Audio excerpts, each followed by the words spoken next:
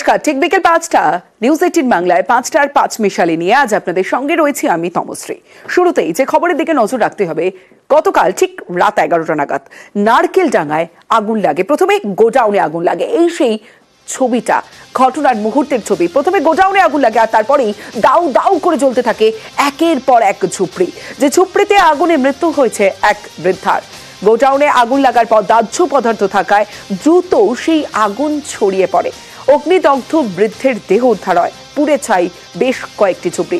দমকলের ১৬টি ইঞ্জিন, একের পর এক ১৬টি ইঞ্জিন প্রায় ভোর ৪টে পর্যন্ত আগুন নিয়ন্ত্রণে আনে। কাজ করে দমকল আধিকারিকরা, তারপরে আগুন নিয়ন্ত্রণ আসে। সকালেও সেই ছবিটা দেখাচ্ছি, সকালেও কুলিং প্রসেস চলে, কিন্তু তার আগে রাতের ছবিটা দেখাচ্ছি। সর্বস্ব খইয়ে খোলা আকাশের নিচে ৮০টি পরিবার, সব হারিয়ে হাহাকার সেই ঝুপড়ির মানুষগুলোর মধ্যে। ৮০টি পরিবার খোলা আকাশের নিচে, কারো সর্বস্ব হারিয়েছে, সেই সম্বলটুকু খোঁজার জন্য মরিয়া চেষ্টা করছে। আর সকালের ছবিটা, সেখানেও কুলিং প্রসেস চলছে। দমকল আধিকারিকরা তারা সেই শেষ গাড়িতে, দেখুন গাড়িটাও জ্বলে গেছে, সম্পূর্ণ ভস্মীভূত হয়ে গেছে গোটা এলাকা। ঝুপড়ির ৮০টি পরিবার সর্বস্ব হারিয়ে ফেলেছেন।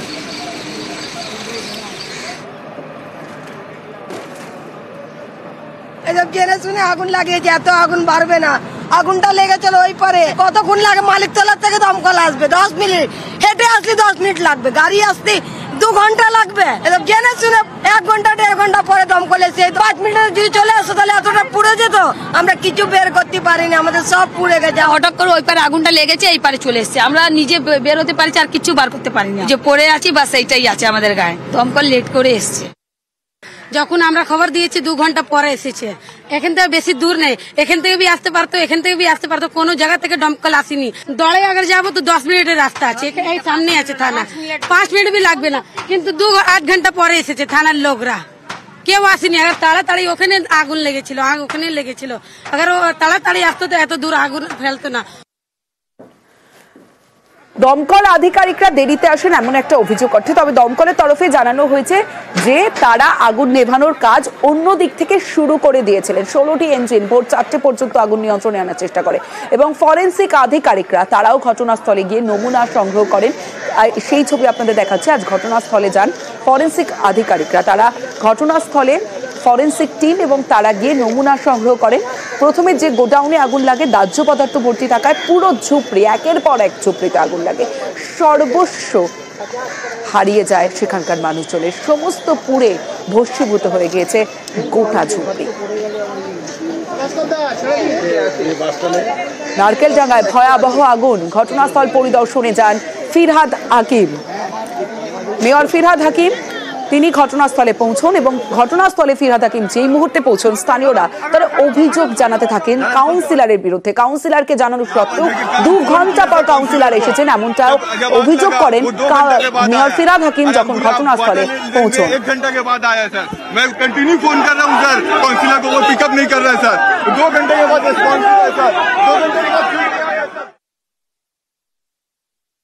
গরিব মানুষের সাথে আমরা আছি, ওদের বলেছি যে গরিব মানুষ যারা, তাদের সরকারি অনুযায়ী যা যা করার সেটা আমরা করব।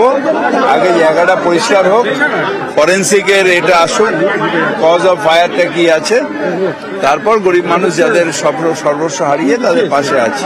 আইনত যা হবে, ন্যায্য যা হবে, সরকারি নিয়ম অনুযায়ী যা হবে। এখানে যদি ইরিগেশন আমাদের জায়গা দেয় তাহলে এখানে বাংলার বাড়ি হতে পারে। ফিরহাদ হাকিম তিনি গিয়ে আশ্বস্ত করেন, কিন্তু তারপরে ফিরহাদ হাকিম বেরিয়ে যাওয়ার পরের পরিস্থিতিটা দেখছেন। কাউন্সিলরের সঙ্গে কাউন্সিলর বিরোধী গোষ্ঠীর রীতিমতো হাতাহাতি, উত্তেজনা পরিস্থিতি, পুলিশের সঙ্গে ধাক্কাধাক্কি, তুমুল উত্তেজনার পরিস্থিতি সৃষ্টি হয়। মেয়র ফিরহাদ হাকিম বেরিয়ে যাওয়ার পর পুলিশের সঙ্গে ধস্তাধস্তি, কাউন্সিলর ও বিরোধী গোষ্ঠীর মধ্যে রীতিমতো গন্ডগোল, দুপক্ষের মারামারি, হাতাহাতি, তোলা নিয়ে গোডাউন বসানোর অভিযোগ কাউন্সিলরের বিরুদ্ধে, পাল্টা নিশানা কাউন্সিলরেরও।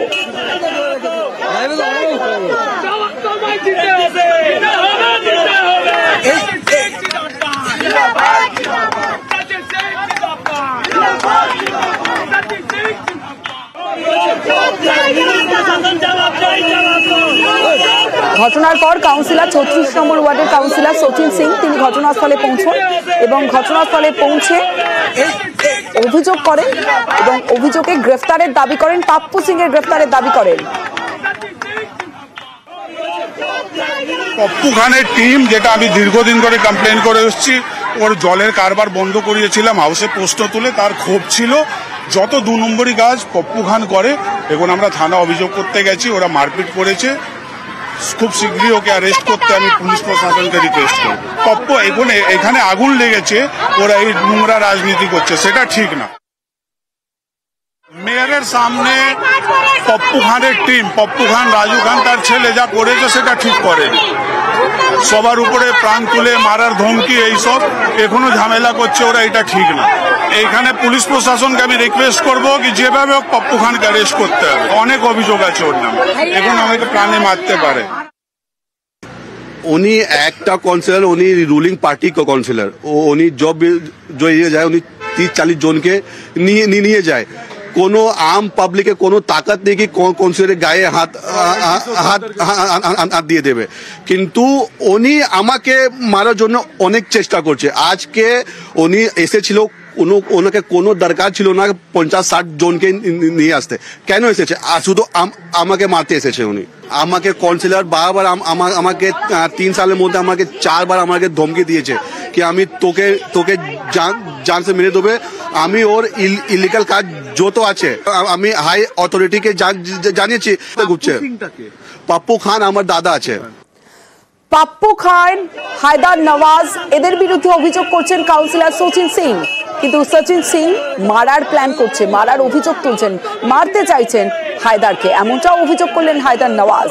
অন্যদিকে থানার সামনের ছবিটা দেখাচ্ছে সচিন সিং তাদের গ্রেফতারের জন্য, পাপ্পু খান, হায়দারকে গ্রেফতারের দাবিতে থানার সামনে বসে বিক্ষোভ দেখাতে থাকেন। আর যে সময় কাউন্সিলর সচিন সিং সেখানে রাস্তায় বসে বিক্ষোভ দেখান, সে সময় প্রচুর মানুষ তারা এসে জড়ো হন এবং তাদের আশ্বস্ত করেন যে যা ঘটেছে তার দ্রুত সমাধান হবে।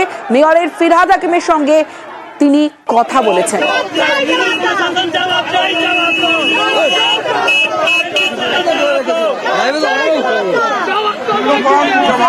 मेयर साहब से बात हुआ, सब मिल जाएगा, आप लोग जाइए। आप लोग को भड़का रहा है कोई, उसमें मत आइए। आप लोग, मेयर साहब खुद आए, जाइए आप लोग जाइए। हम तो हमेशा आप लोग के साथ खड़े रहे हैं ना, किसी के बहकावे में मत आइए, जाइए आप लोग जाइए। मेरा रिक्वेस्ट रखिए, जाइए आप लोग जाइए, हम हैं आप लोगों के साथ। आप लोग जाइए, आप लोग चले जाइए, हम आप लोगों के साथ हैं और हमेशा रहेंगे। आप लोग जाइए। আগুন, ঝামেলা, তুলকালাম পরিস্থিতি সবটাই দেখলাম, কিন্তু যাদের সব হারিয়েছে শেষ সম্বল খোঁজার চেষ্টা করছেন। দেখুন, ছেলের হাতের এই লাস্ট বালা, এই বালা দুটোই পেয়েছেন। ছাই সরিয়ে চলছে শেষ সম্বল খোঁজার কাজ।